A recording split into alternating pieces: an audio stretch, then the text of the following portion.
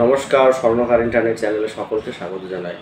বন্ধুরা, আজকে একটা বিশেষ বিষয় নিয়ে আলোচনা করব। আলোচনাটি হচ্ছে, যারা সবেমাত্র উচ্চ মাধ্যমিক পাশ করেছো, যাদের সবেমাত্র 18 বছর হয়েছে এবং যাদের একটা ভালো হাইট রয়েছে, উচ্চতা রয়েছে, অর্থাৎ কারো হাইট 174, 175, 170 প্লাস 170, তারা কিভাবে তোমাদের প্রিপারেশনটা শুরু করবে। যদি তাদের 170 হাইট হয়, তারা অবশ্যই এসএসসি জিডির জন্য প্রস্তুতি নিতে পারবে।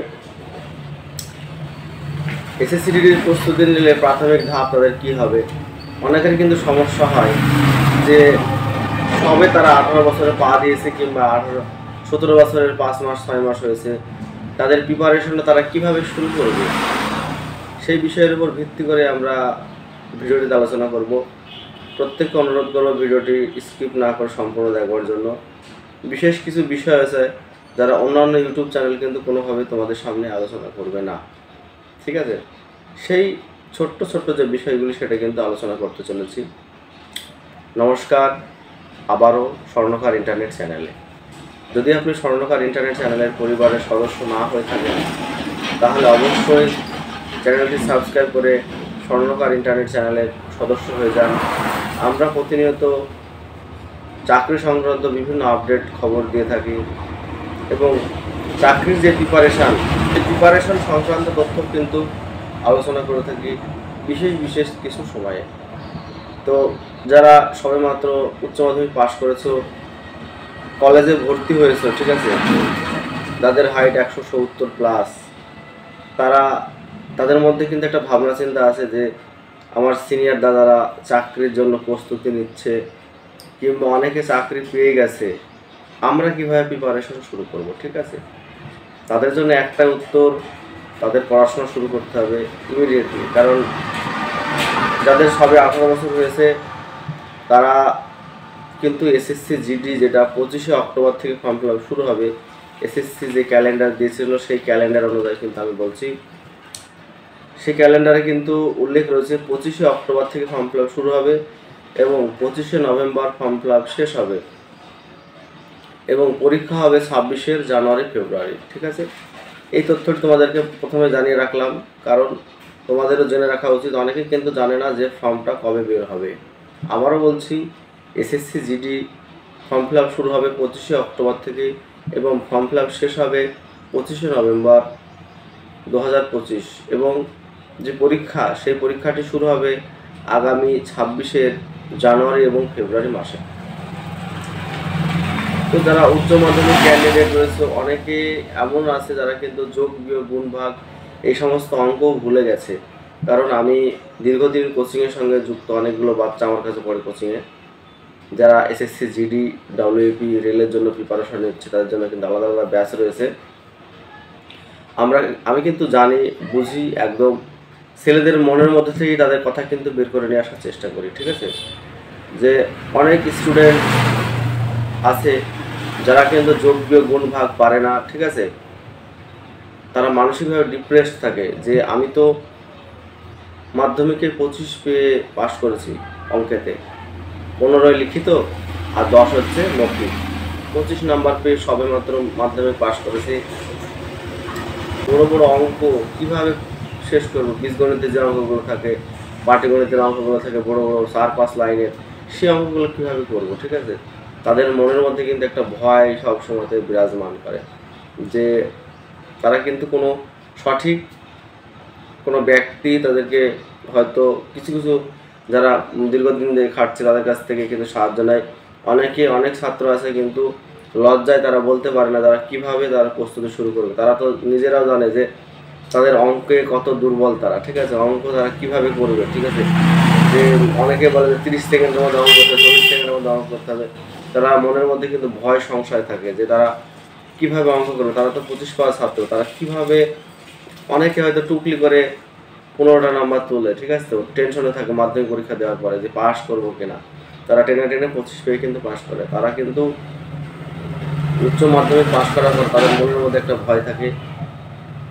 সেই সমস্ত ছাত্র ছাত্রীদের বলবো যে ভয়ের কোনো কারণ নেই। কারণ হচ্ছে যে অঙ্ক এমন একটা জিনিস তোমরা যতটা প্রস্তুতি নেবে, যতটা প্রিপারেশনে প্র্যাকটিস করবে, অঙ্ক কিন্তু তাড়াতাড়ি হবে।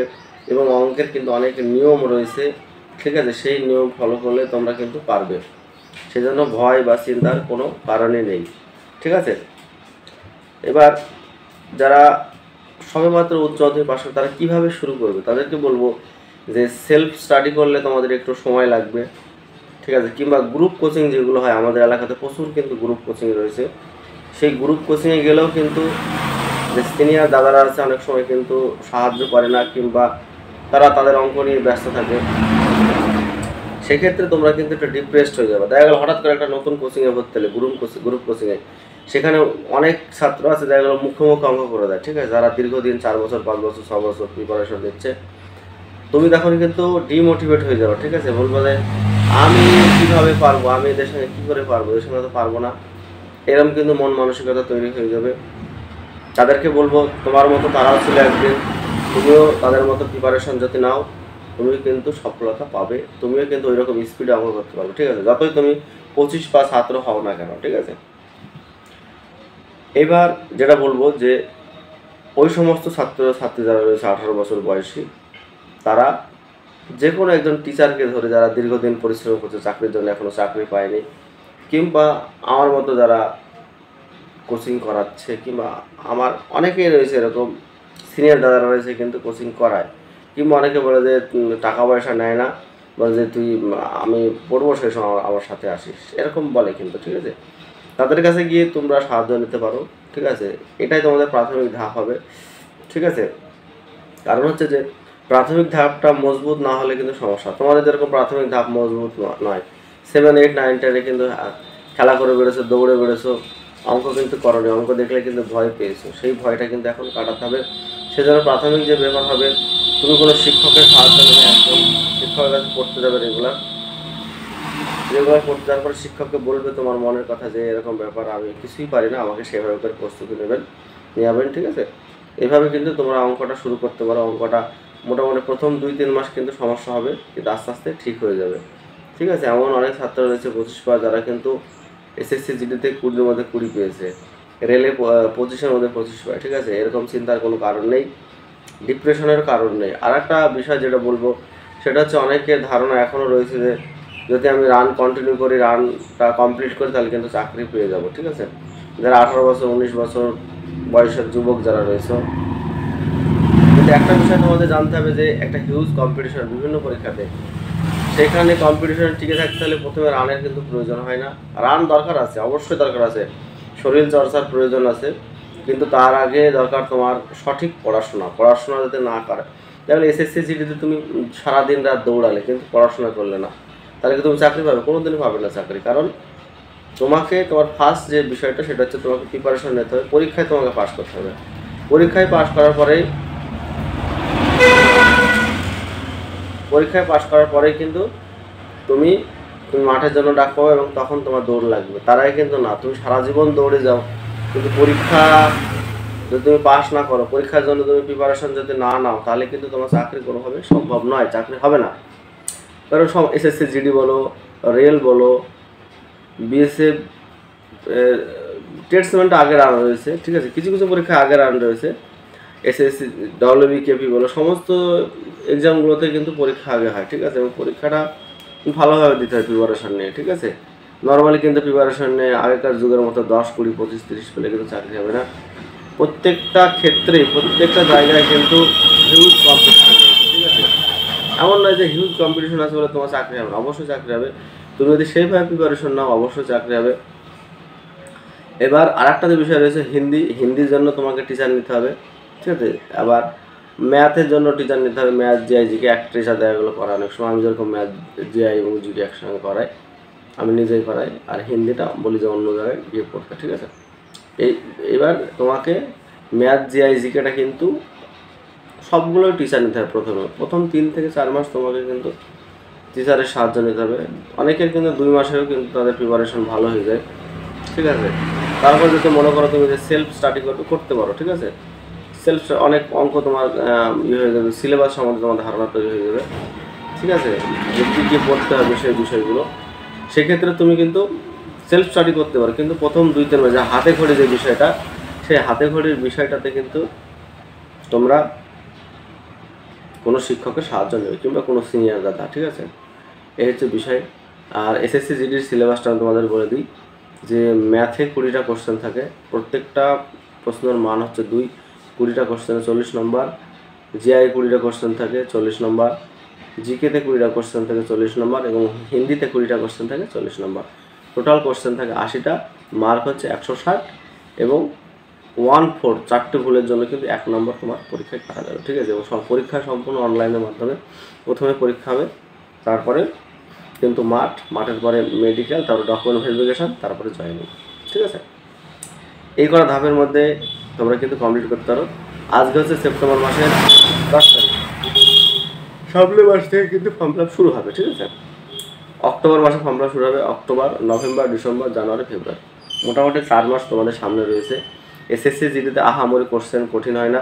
তোমরা যদি এই 4 মাস ঠিকঠাক করে প্রিপারেশন নিতে পারো তাহলে অবশ্যই তোমরা চাকরি পাবে, ঠিক আছে? এসএসসি জিডির ডিফেন্সের চাকরি বিশেষ করে খুবই অল্প বয়সে কিন্তু হয়, তোমরা কিন্তু সেভাবে প্রিপারেশন নাও। যারা ডিপ্রেসড রয়েছে, অনেক ছাত্র আমার কাছে রয়েছে, আসে অনেকেই, ঠিক আছে? মানে আমার কাছে যারা পড়ে না তার বাইরে অনেক ছাত্র আমার কাছে আসে, তাদের যে বিষয়গুলো তারা তুলে ধরে যে দাদা হাইট তো 170+, আমি কী করবো, কীভাবে প্রিপারেশন শুরু করবো, দৌড়াবো না পড়াশোনা করবো, ঠিক আছে?